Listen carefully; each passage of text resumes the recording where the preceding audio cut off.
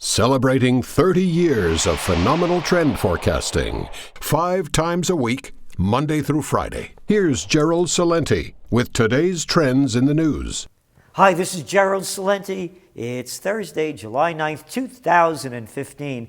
And here are some of today's trends in the news. Whew, another wild market day. Well, kind of yes and kind of no. Depends where you're from. Over there in China, boof, wah. Big day for the markets. In an effort to halt market collapse following a drop of some 6%, on Wednesday, China's security regulators made an extreme move to ban major investors holding over 5% of any listed company from cutting their stakes for 6 months. That's right. You're holding them stocks, can't sell them. What do they call them? China security regulators? Hey, OP, bullshit. It's all the same in every language, man. A rigged game.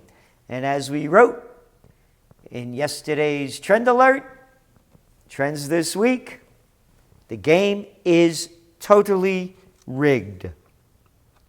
Any violation of the new rule will be treated seriously, the Chinese Security Regulator Commission announced. Seriously. What a fraud. Yeah, we'll make up the rules, and if you break them, we'll break you.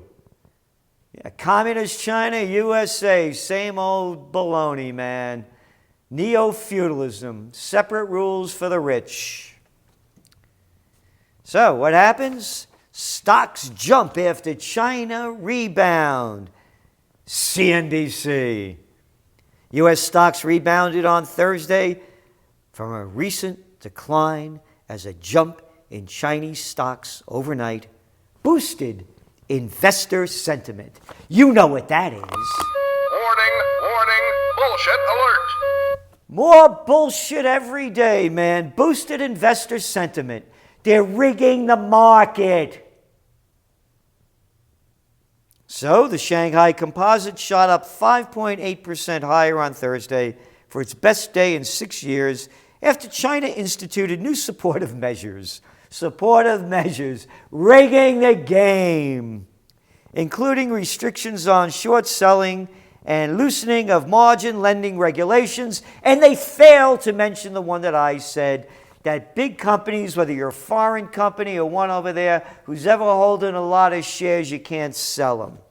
So the Dow Jones Industrial Average traded up 249 points at the opening. Yeah. And you know what they closed at? Up 33. And oil went up too. A couple of percent, on average 2% West Texas, and Mr. Brent. What else? Gold, shoop, down more. And along with other commodity prices, another story again in the Wall Street Journal, commodities plunge as Beijing cutback is feared. Two important industrial commodities, iron ore and aluminum, declined.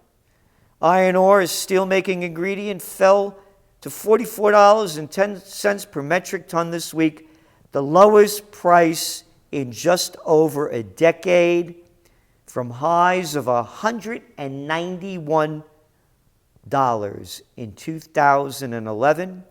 Prices for aluminum have declined 10% since the beginning of the year, down 2% this week. Put the pieces together. Today's Financial Times, a little story down here. Chile's rebound stutters following reform and scandals. How's that for lingo, huh? Remember, Chile's biggest export is copper. Copper is the leading raw material, natural resource that's an indicator of industrial production. And just as those other commodities are going down, as we reported yesterday, so too is copper. So, if China is not buying this stuff, Chile is not exporting it. Chile's economic recovery is faltering as business confidence is undermined by President Michelle Bachelet's reform program and a political crisis triggered by corruption scandals. Same in every country. The government announced an abrupt downward revision of economic growth to 2.5% for 2015 on Monday, having initially predicted 3.6% in this year's budget. Growth of 1.9% in 2014 was the lowest since the global financial crisis, and it will go lower. If it was that in 2014, it's worse in 2015. Her approval rating, Bachelet's, reached a new low of 27% in June, after declining from 54% at the beginning of her second term as president, more than a year ago.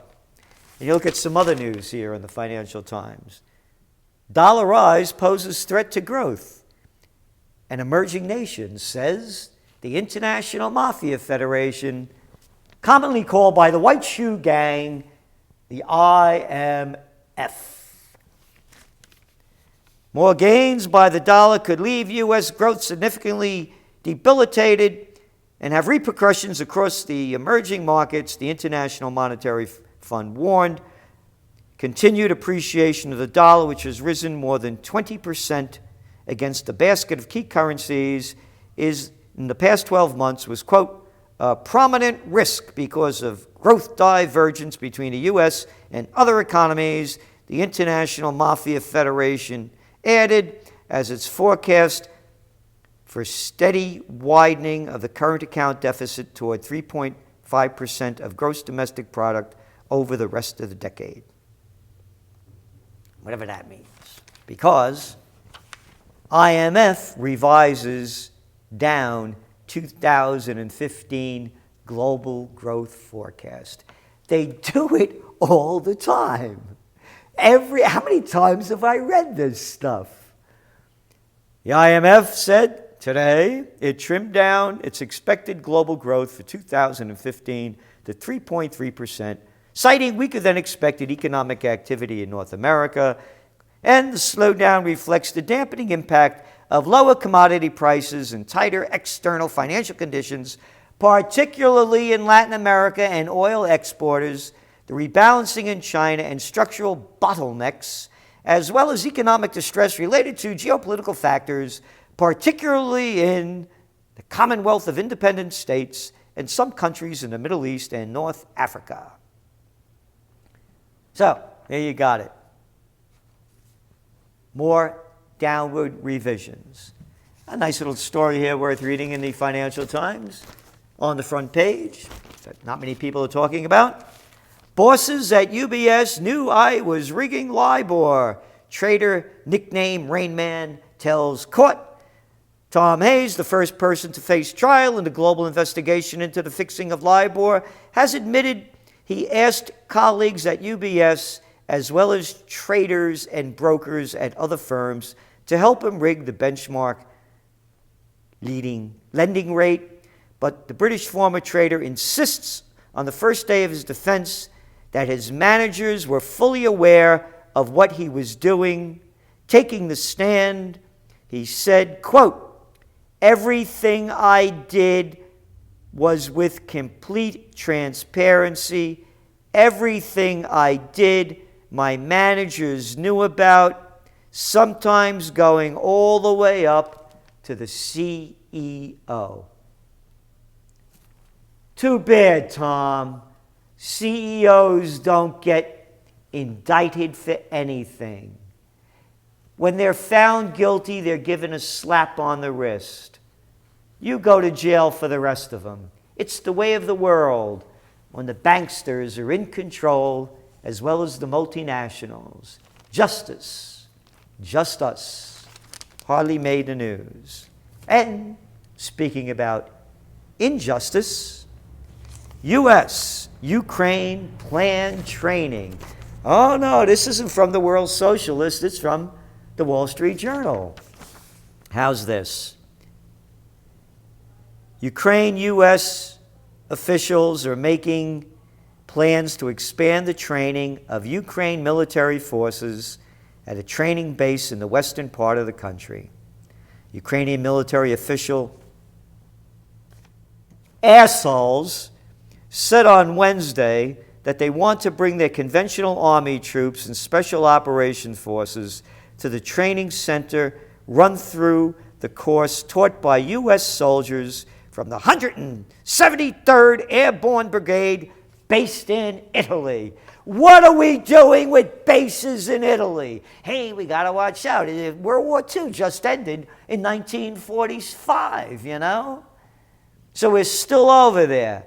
Could you imagine if the Russians were doing this?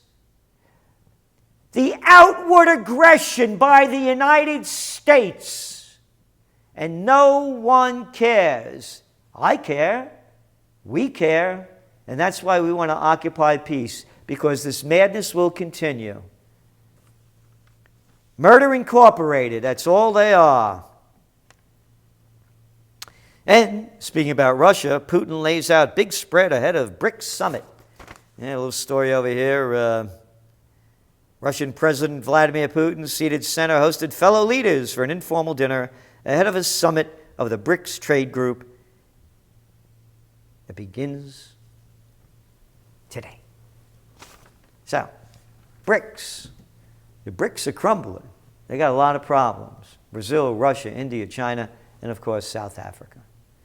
All countries that were growing while the economies were growing, particularly the natural resource-rich ones like Russia, like Brazil.